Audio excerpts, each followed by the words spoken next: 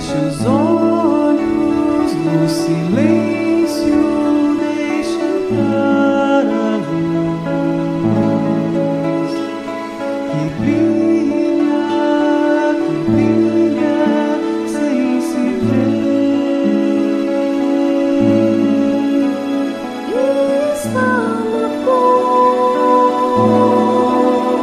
e no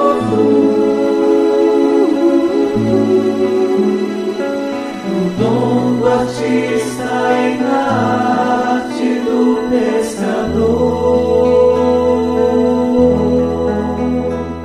Um orvalho que brilha em cada manhã, convidando-o a lembrar das estrelas. Olhar de quem ama, uma voz que nos chama. Ouça a vida a bater dentro de ti. Ela diz: veja as aves do céu. Não semeiam,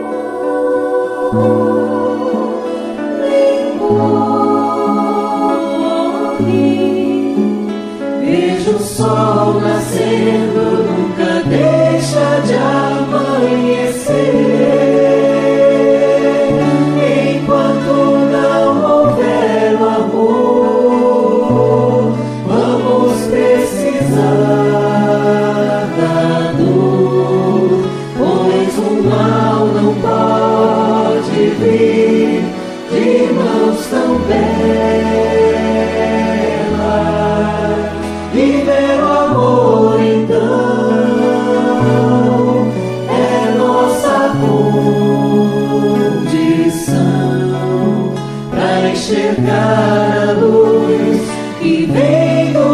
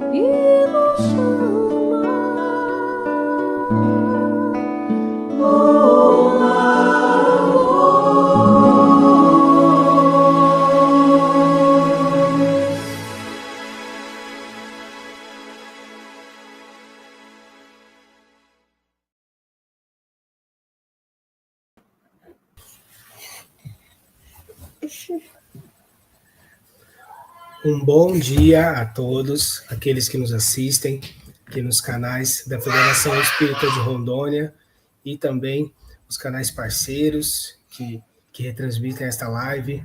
Meu nome é Mário Vitor, sou trabalhador do Movimento Espírita Organizado de Rondônia e estamos aqui em mais um Rondônia Espírita.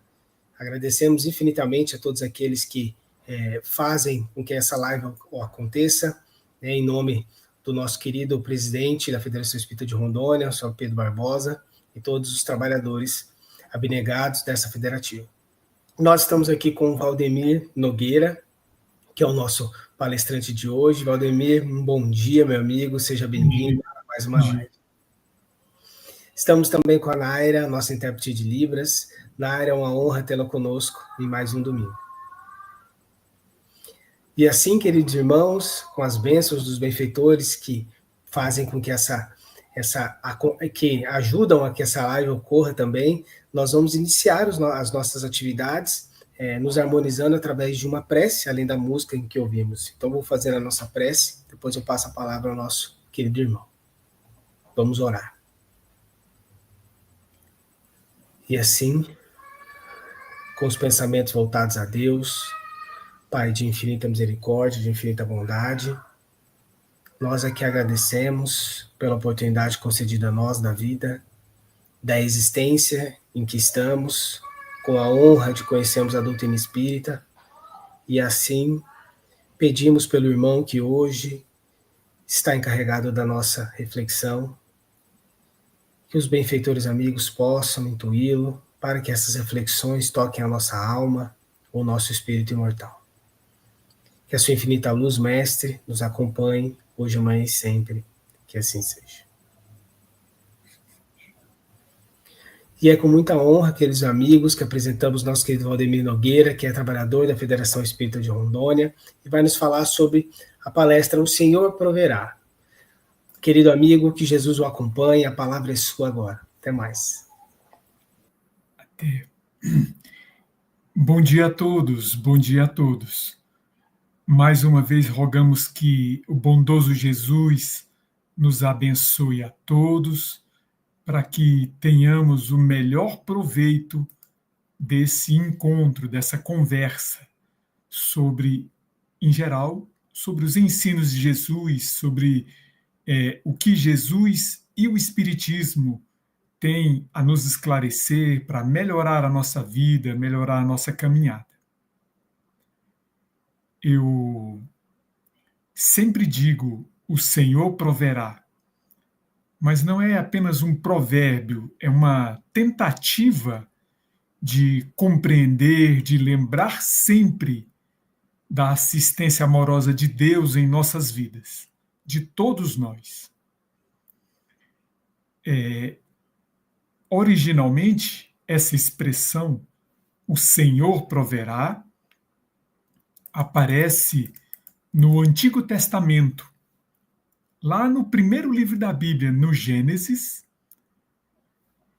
no capítulo 22, quando conta a história de Abraão, que é o fundador da religião judaica, e seu filho Ismael. Muitos já ouvimos essa história conhecemos de modo bem tranquilo, a ideia de que Abraão já era velho, teve um filho.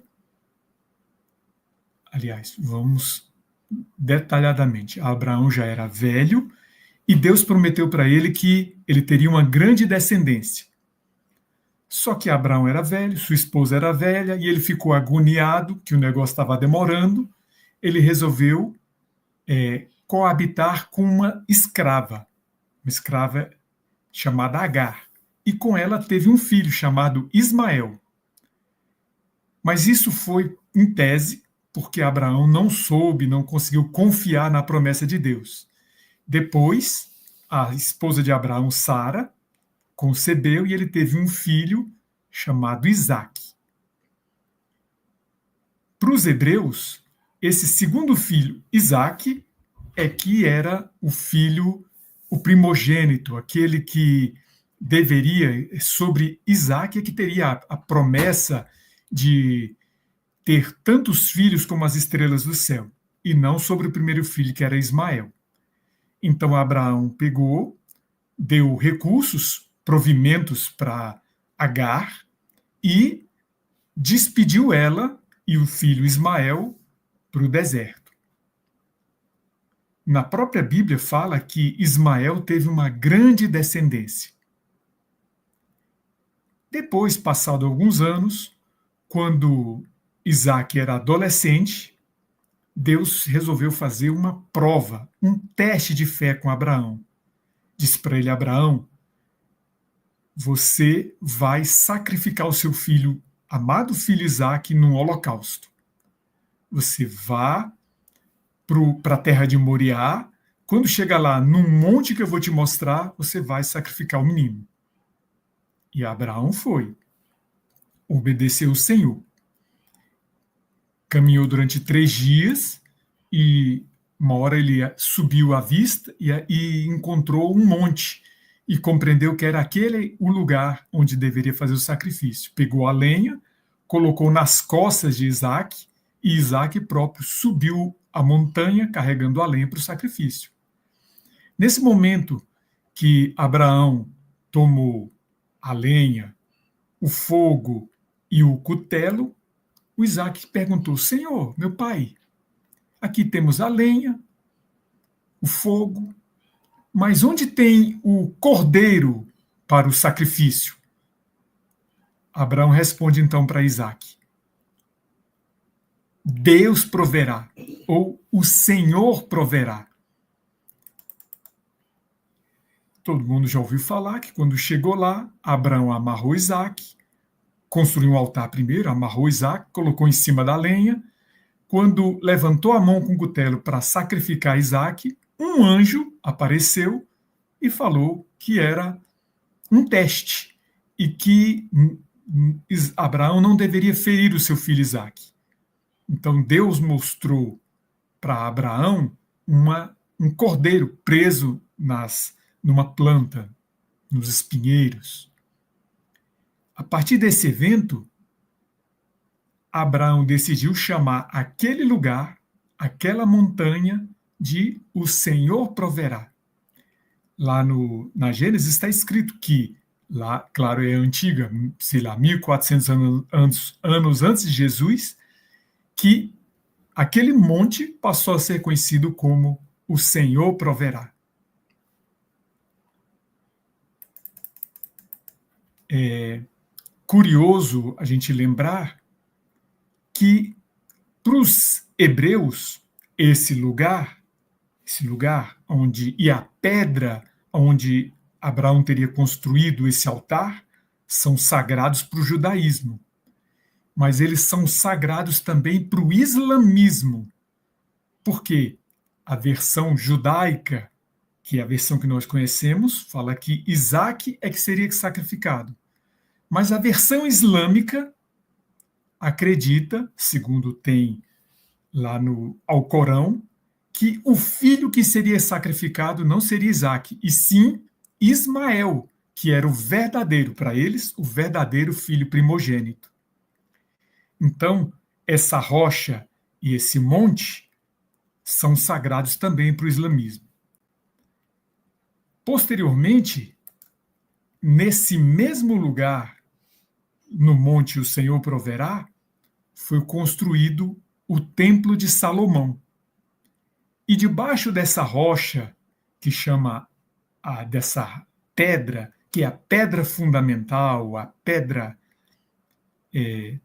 do fundamento, ela tem uma pequena caverna debaixo dela e, segundo dizem, quando lá foi construído o Templo de Salomão, essa pedra ficava no centro, numa sala que era muito reservada, muito secreta, que só quem podia entrar lá era o sumo sacerdote, só numa determinada festa, uma vez por ano no Yom Kippur, com um monte de rituais. E nessa sala secretíssima, era guardada a Arca da Aliança, onde continha um baú revestido de ouro que continha as tábuas da lei recebidas por Moisés. Esse primeiro templo de Salomão foi depois destruído quando houve a invasão de Jerusalém, e Jerusalém foi destruído e o templo também foi destruído, e eles todos os hebreus foram levados cativos para a Babilônia. 70 anos depois, eles voltaram, quando Ciro, rei da Pérsia, conquistou a Babilônia, libertou os hebreus, eles voltaram. Então começaram a construir o segundo templo de Jerusalém.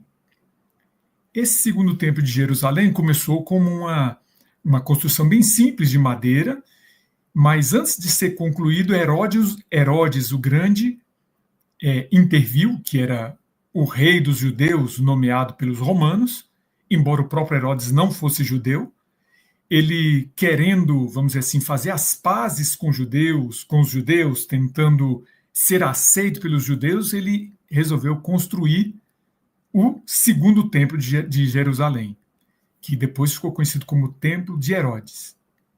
Nessa época, Herodes, vamos dizer assim, praticamente acabou com o templo do Senhor proverá, ou o templo do monte, ou o monte do templo, porque ele construiu grandes muros de arrimo em torno do monte e fez com que a área do templo dobrasse de tamanho, ficou grande, de modo que se tornou um dos maiores templos religiosos do tempo antigo, da Idade Antiga. Aquilo que nós vemos hoje na televisão, chamado de Muro das Lamentações, em Jerusalém, é uma parte de um desses muros de arrimo, de contenção, que foi construído para aumentar o Templo de Jerusalém. Hoje, quando esse segundo templo também foi destruído por volta do ano 70 depois de Cristo, não existe mais templo algum. A única coisa que existe do antigo templo é esse pedacinho do muro de contenção, que é o Muro das Lamentações. Mas no lugar, na pedra, que os judeus acreditam que Israel é o centro do mundo, é o umbigo do mundo.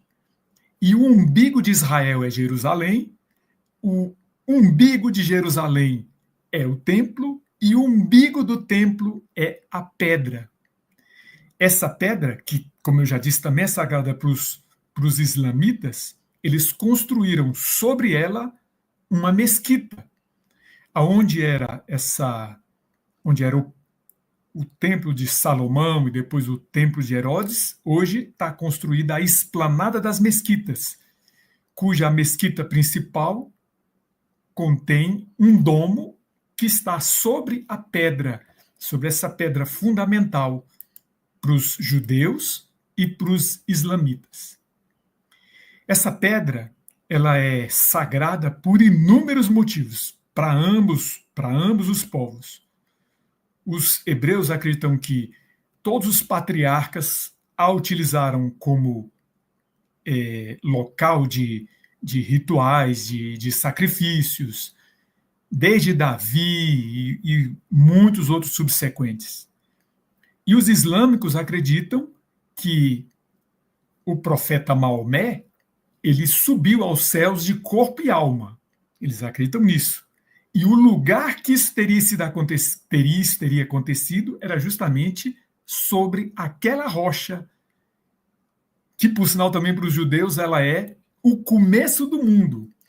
Eles acreditam que Deus pegou uma pedra e jogou sobre as águas e depois puxou essa pedra para cima e, a partir dessa pedra, criou o mundo, toda a terra, surgindo da água.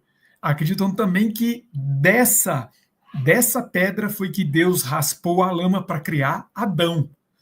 Então é compreensível que exista muita devoção e um monte de crenças e um monte de fé relacionada a essa pedra e a esse monte, o Senhor proverá.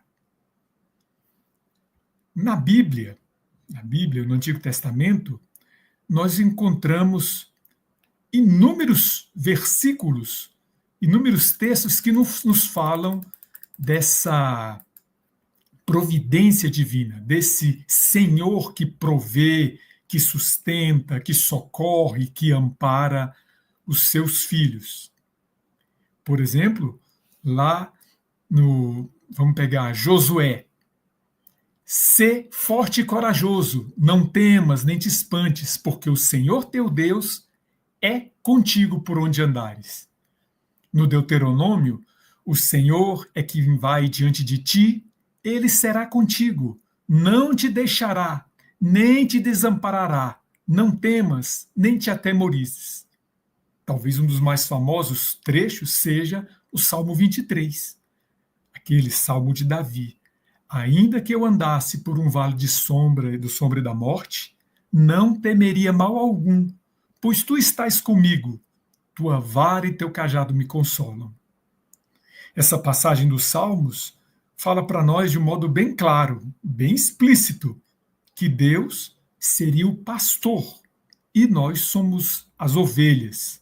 Ou seja, o pastor é aquele que cuida, que zela, que protege, que conhece as ovelhas pelo nome e que tem afeto pelas ovelhas e as protege, as consola, as sustenta. Essa ideia da providência divina, ela não estava só no islamismo, no judaísmo ou no islamismo, ela estava em todos os povos da antiguidade. Todos os povos da antiguidade, mesmo os mais primitivos, sempre acreditaram que Deus intervém nos fenômenos da Terra.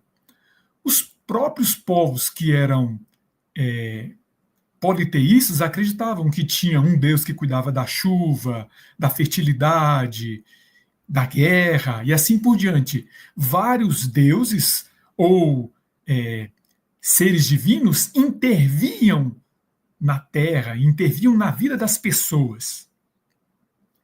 O objetivo do nosso encontro hoje é fazermos uma reflexão sobre o que teria mudado ou o que precisa mudar na nossa compreensão do modo dessa intervenção divina nas nossas vidas. Como isso acontece? Por que mecanismos isso acontece? A maioria de nós, não tem dúvida. Se for perguntado, Deus intervém nas nossas vidas? Nós diremos tranquilamente sim. E vamos supor que Deus intervém positivamente. Apesar de que, na filosofia judaica, eles acreditavam que essa providência divina, uma das finalidades principais dela é a distribuição da justiça.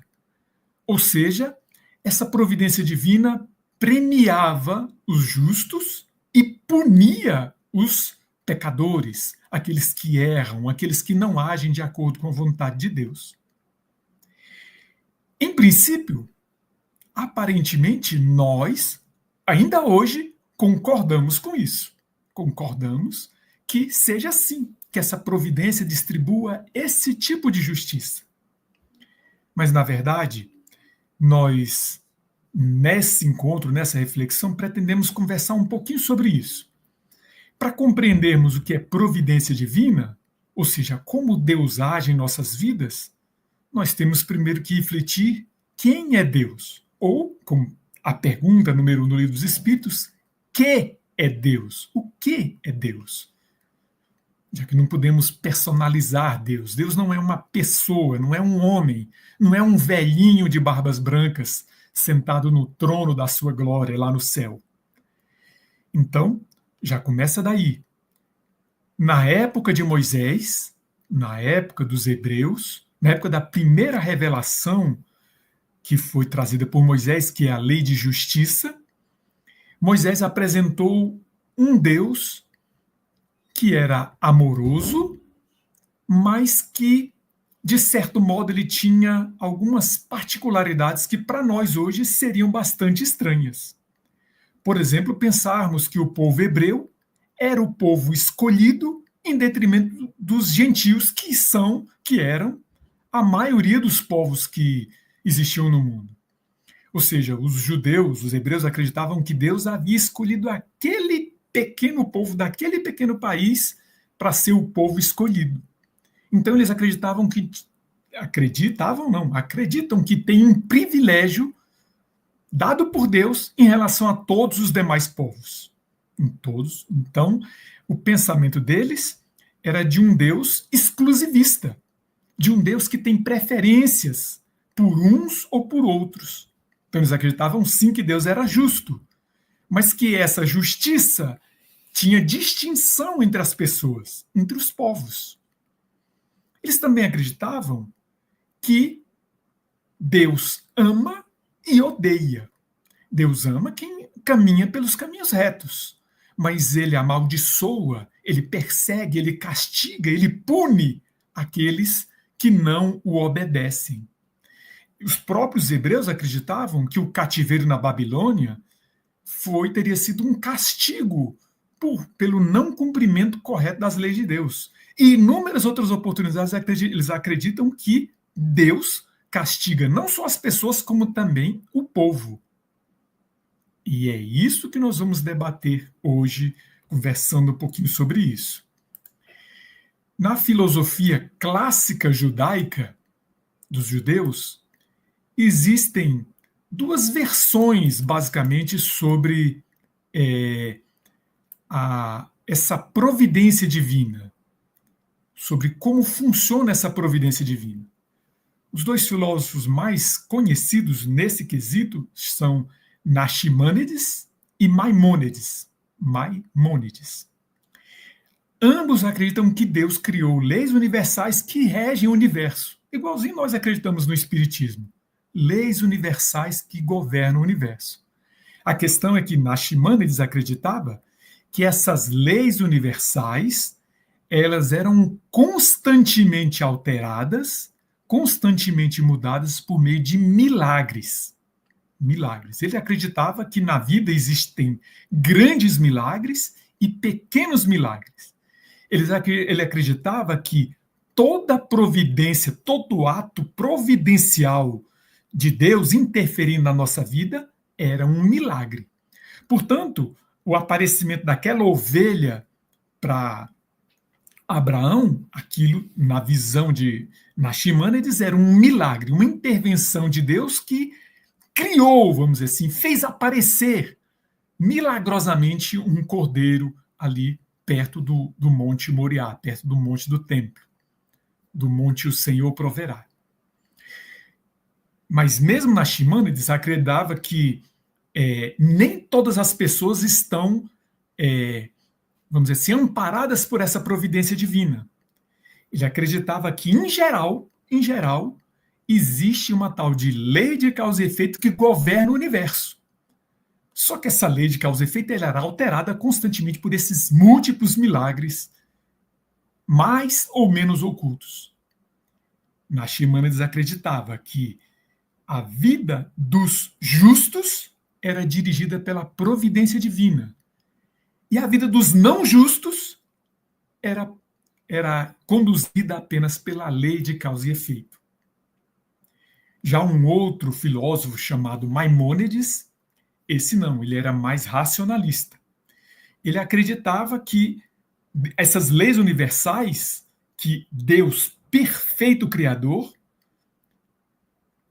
ele criou e também elas são perfeitas. Portanto, as leis jamais são alteradas, exceto por um milagre, em alguns casos individuais.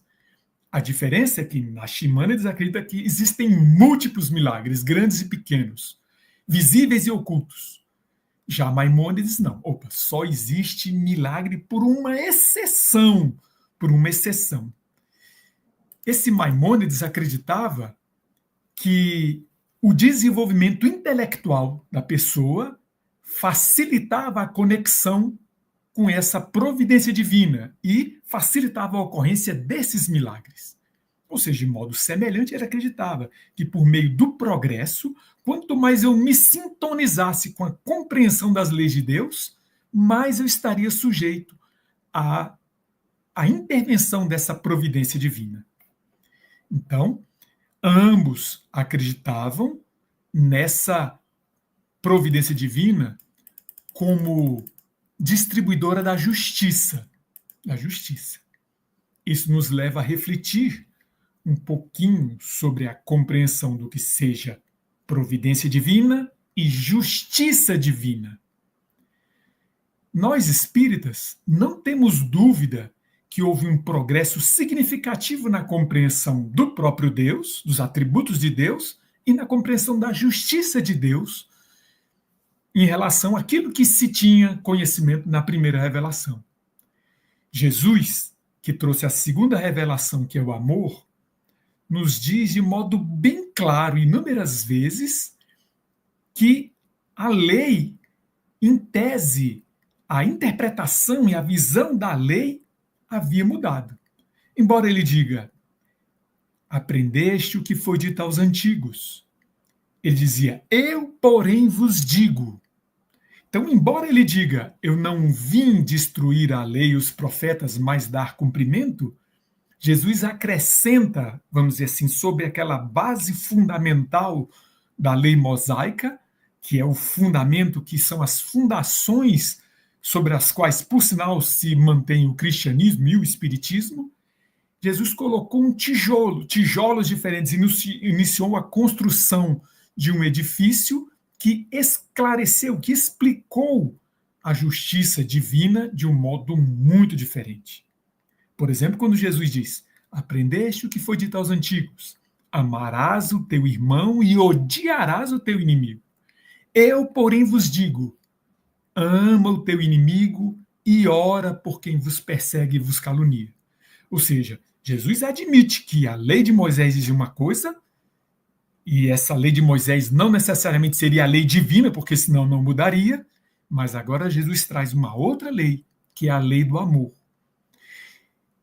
Em Moisés, Deus era tido como Senhor dos exércitos, era tido como um rei, um soberano. Consequentemente, nós éramos soldados de Deus, servos de Deus. Em Jesus, as coisas mudam. Em Jesus, Deus passa a ser nosso Pai. Somos promovidos a filhos de Deus. Então, nós não somos mais servos, não somos mais escravos, somos promovidos a filhos. E, na definição de João Evangelista, segundo o que ele aprendeu de Jesus, Deus é amor. Ou seja, a compreensão do que seja Deus e, obviamente, de como ele intervém na vida muda completamente. Assim, é importante até acrescentar.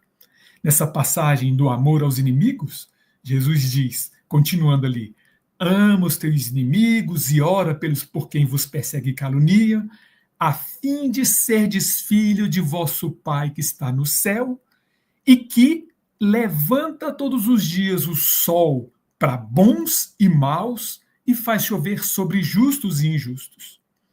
Com esse ensinamento de Jesus, nós temos necessariamente que mudar a nossa concepção acerca daquela justiça que premia uns e castiga outros. Nós temos até, nos estudantes de direito, com certeza já ouviram falar de determinados autores que tratam o delinquente, autores do campo do direito penal, que tratam o delinquente, o criminoso, como inimigo da sociedade. A sociedade os vê assim. E o tratamento que nós damos aos delinquentes, aos criminosos, é o tratamento dado aos inimigos. É a prisão, é o castigo, é a punição. Até que na lei brasileira, em tese, as pessoas são submetidas ao castigo não para serem punidas, mas para serem reeducadas. A teoria é essa. A teoria do direito brasileiro é essa. Por isso não existe pena de morte. Porque se eu matar o cara, o que ele vai aprender? Também não existe prisão perpétua no Brasil. Por quê? Porque se eu falar que o cara está preso até o fim da vida, o que ele vai ter aprendido? Então, a visão da justiça, segundo Jesus, é diferente daquela que castiga. Jesus, para o Espiritismo, ele é o nosso mestre. Ou seja, a obra de Jesus é a obra da educação. É a obra da educação. Portanto, tanto Jesus como Deus, como a providência divina e a justiça divina, não nos punem, ao contrário, eles nos educam. Jesus diz em modo bem claro, Deus não quer a morte do pecador, ele quer a morte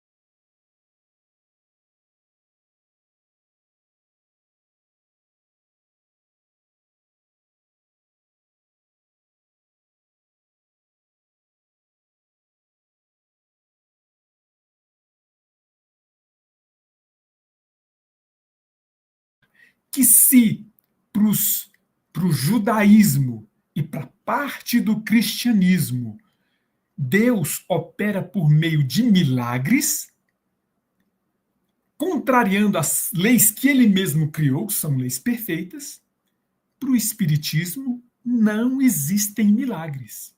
Não existem milagres. Essas leis criadas por Deus são perfeitas. Se são perfeitas, são imutáveis. Se eu mudasse uma coisa que é perfeita, ela se tornaria imperfeita. Então a lei não muda, nunca muda, jamais mudou e jamais vai mudar. As leis são as mesmas desde toda a eternidade. É importante, até me lembrei de um detalhe. Deus é eterno e nós não somos eternos, nós somos imortais.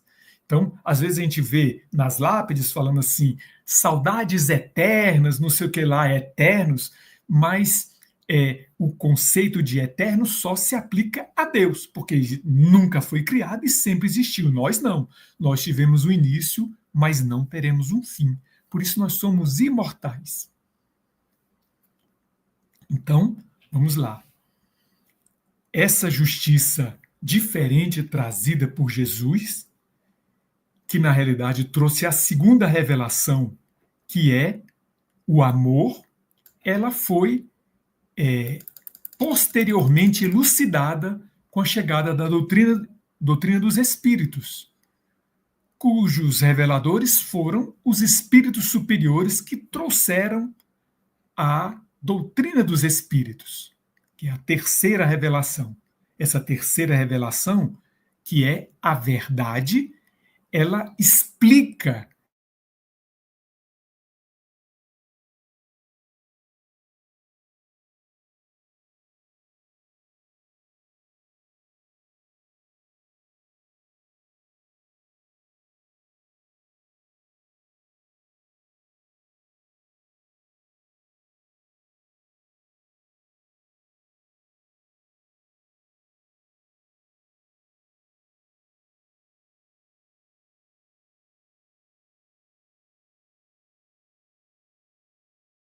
até hoje esperando por milagres.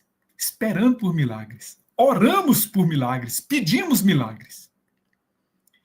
Eu me recordo até o que aconteceu comigo há muitos anos atrás. Eu trabalho numa casa espírita na periferia de Porto Velho,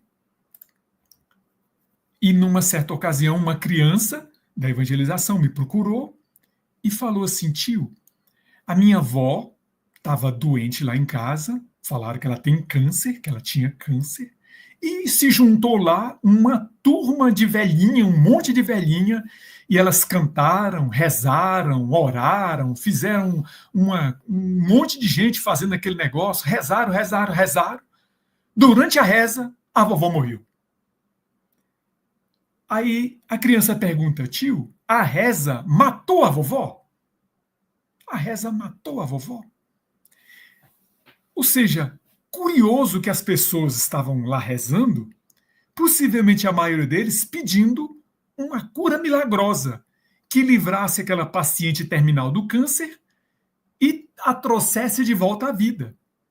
Talvez fosse essa a pretensão, ou vamos dizer assim, o desejo vocalizado, aquele que saiu da boca deles. Por outro lado, é interessante imaginar que depois da morte da velhinha, é provável, inclusive, que a maioria desses que estavam orando, cantando, rezando, tenham dito assim: ah, foi feita a vontade do Senhor, agora ela descansou. Ou seja, embora eles peçam a cura milagrosa, se conformam com uma resposta que não é essa cura milagrosa. Se conformam que a providência divina agiu de uma outra forma. Então cabe a nós uma reflexão. O que esperar? E o que esperar da providência? E também o que pedir da providência? O que pedir? Nós sabemos que Jesus, em várias passagens, tratou da questão da oração. Tratou da questão da oração, que é uma questão muito importante para nós.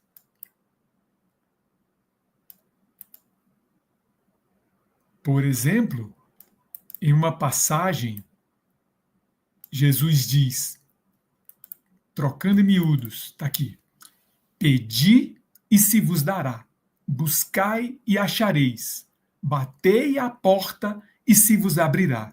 Portanto, quem pede, recebe, quem procura, acha, e aquele que bate à porta, abrir-se-á. Jesus está falando para nós, de modo bem claro, que existe uma providência divina e que essa providência atende às nossas orações, atende aos nossos pedidos.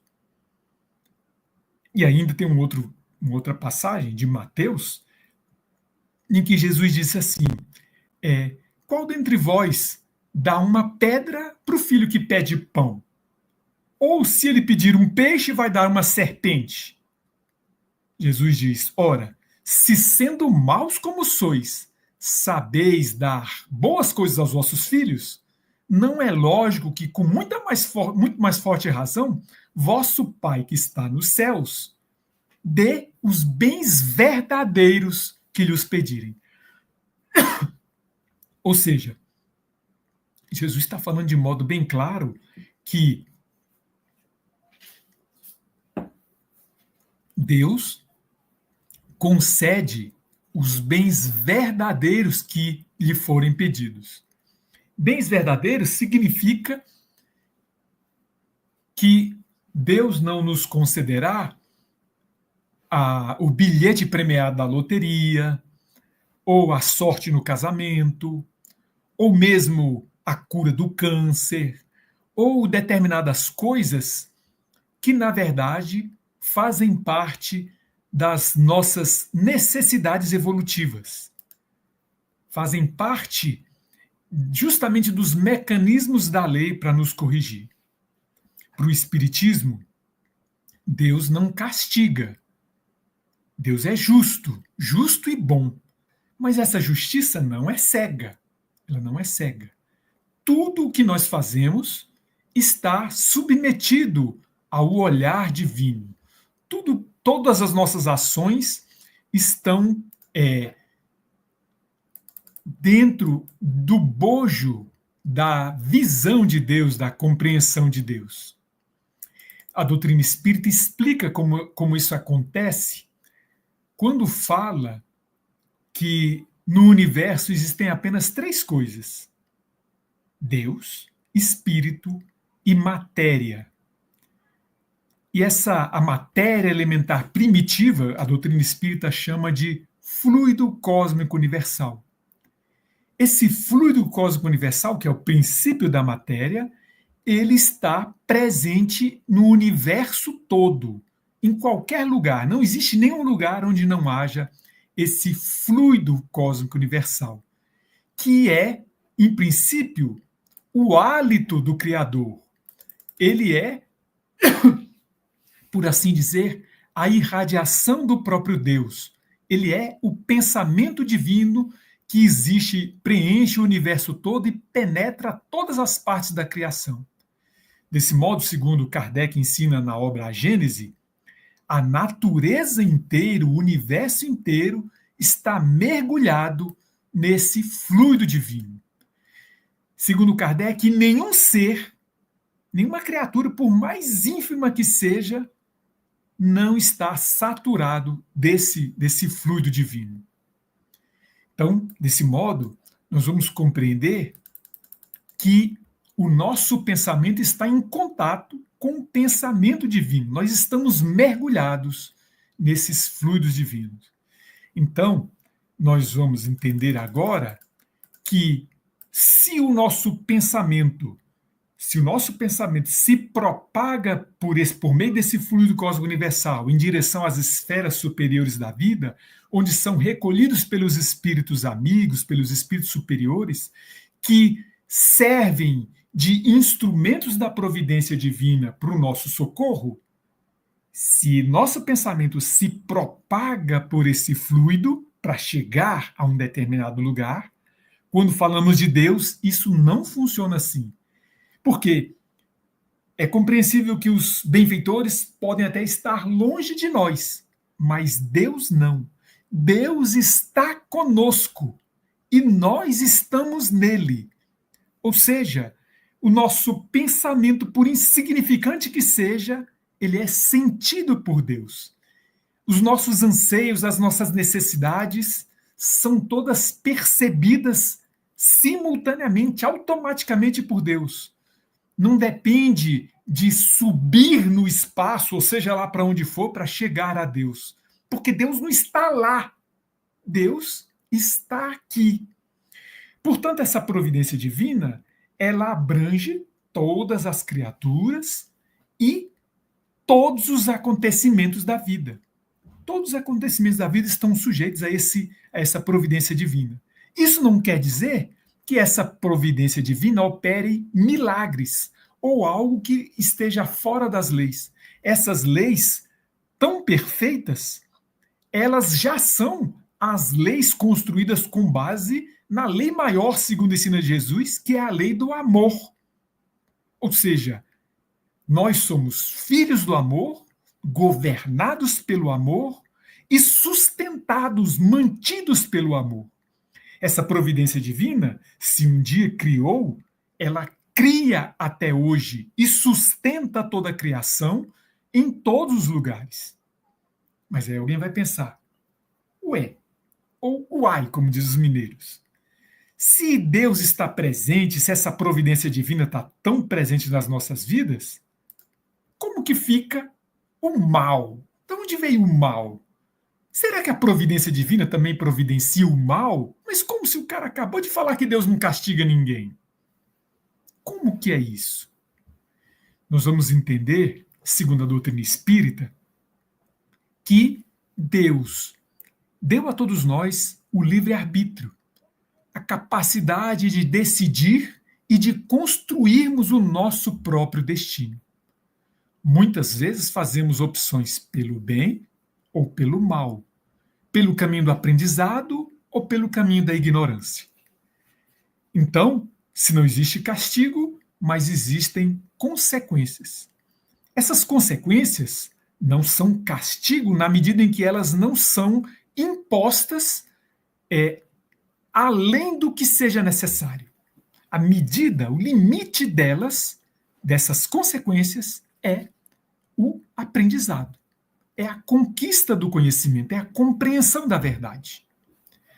Então, na lógica da doutrina espírita, todos nós estamos submetidos à providência divina que nos socorre, que nos ampara, que nos sustenta, mas que não nos livra das consequências das nossas próprias ações, das consequências necessárias ao aprendizado.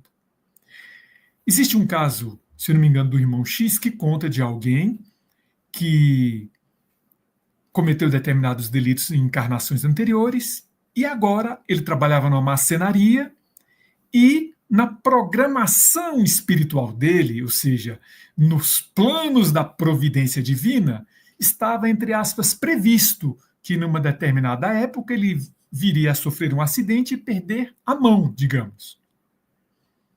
Acontece que essa pessoa, esse cidadão, ele se desvelou no amor, com boa vontade, com zelo, com cuidado, ultrapassando aquilo que se esperava dele. Assim, no dia fatídico do acidente, ele perdeu um dedinho mínimo. Aí alguém fala, poxa, esse cara tão bom perdeu o dedo num acidente tão terrível, tão trágico. Mas, na verdade, ali se manifestou a providência, a misericórdia divina, aplanando os caminhos pedregosos que nós construímos, amenizando os espinheiros que nós deveríamos enfrentar, que são as consequências daquilo que houvermos semeado. Ou seja, nós não temos o direito de pedir que Deus nos livre das nossas provas ou das nossas expiações, mas temos o dever de pedir que Deus nos sustente, nos ampare, nos dê força e serenidade para enfrentarmos essas situações. Essas situações que a doutrina chama de provas, expiações, elas vão ser mais dolorosas ou menos dolorosas de acordo com a nossa capacidade de aceitação, de compreensão, de entendimento dessas coisas. É claro, nós vamos lembrar que existe uma diferença que nos cumpre refletir sobre ela muito grande entre resignação e conformismo.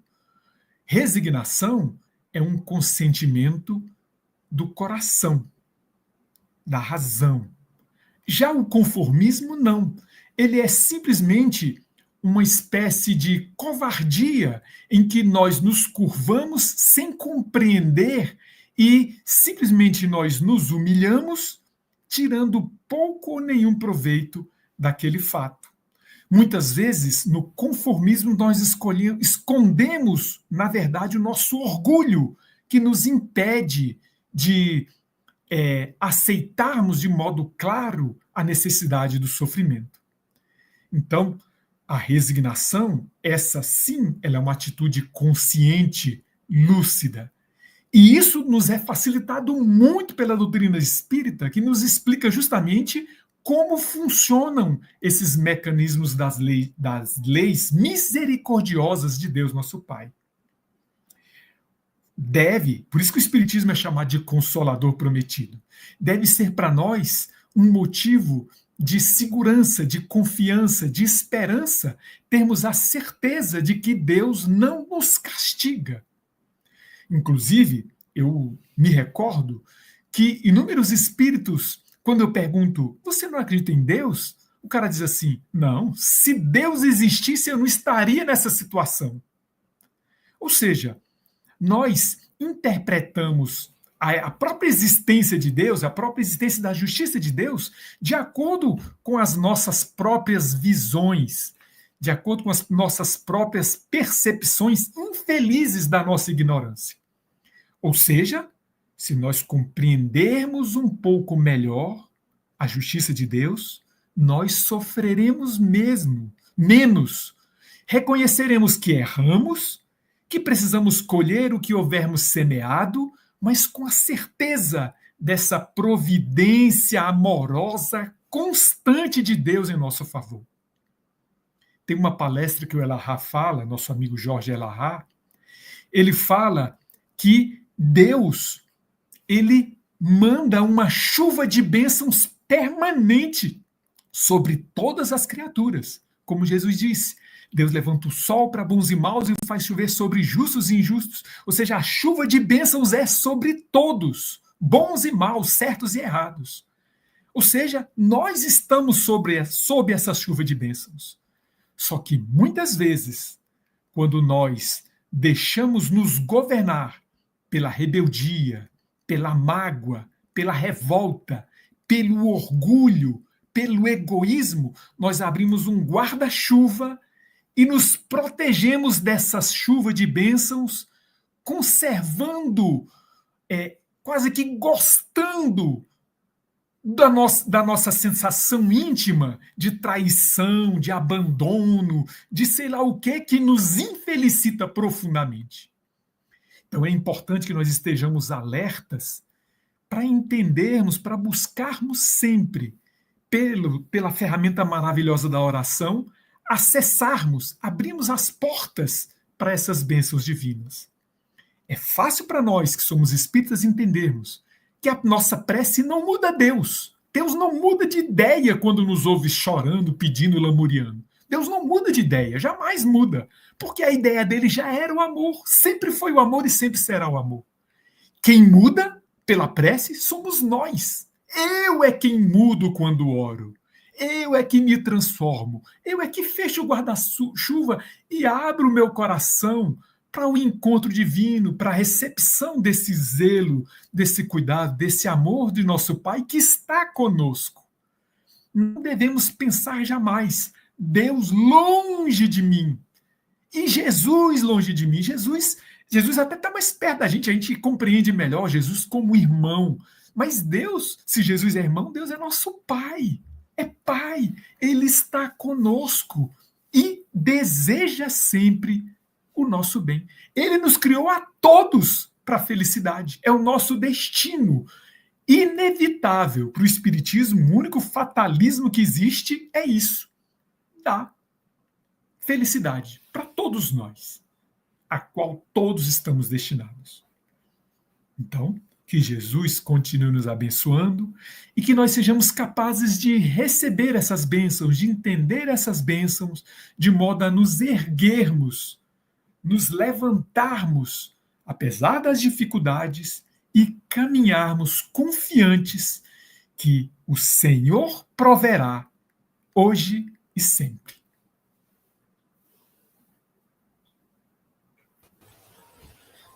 Querido Valdemir, nós agradecemos pelas suas palavras acolhedoras, esclarecedoras. Para nós foi um banquete espiritual, muitos comentários na live, agradecendo e mandando abraços para você, para o Pedro, nosso querido Pedrão. Né? E vamos então encerrar esse momento nosso, mais um Rondônia Espírita. Vou pedir para que você faça a nossa prece, por favor. Vamos orar.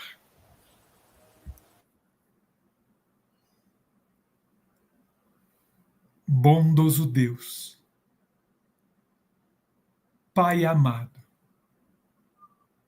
nós, Senhor, queremos dirigir as nossas vidas na Tua direção, Senhor. Compreendemos que Jesus, nosso irmão, nosso mestre, nos mostra pelo seu Evangelho os caminhos pelos quais devemos seguir, a vivência do perdão, a prática da caridade, a luta, Senhor, por vencermos as imperfeições que ainda trazemos consigo e que são as causas das nossas dores. Bondoso Jesus, irmão querido, te rogamos, Senhor, que continues conosco nesta caminhada, que possamos todos nós, Senhor, tanto receber as bênçãos misericordiosas de Deus, como nos tornarmos instrumentos de multiplicação dessas bênçãos, aprendendo, Senhor, o caminho do trabalho, do serviço, do esforço, que nós possamos, bondoso Jesus, todos nós, colaborar na semeadura do bem, na construção da paz, a começar, primeiramente, pelos nossos corações e pelos nossos lares. Que possamos, em torno dos nossos passos, Senhor, irradiar energias positivas, de otimismo, de fé, de esperança. E assim, Senhor, caminhando contigo, possamos colaborar para a construção de um mundo melhor, hoje e sempre, Senhor.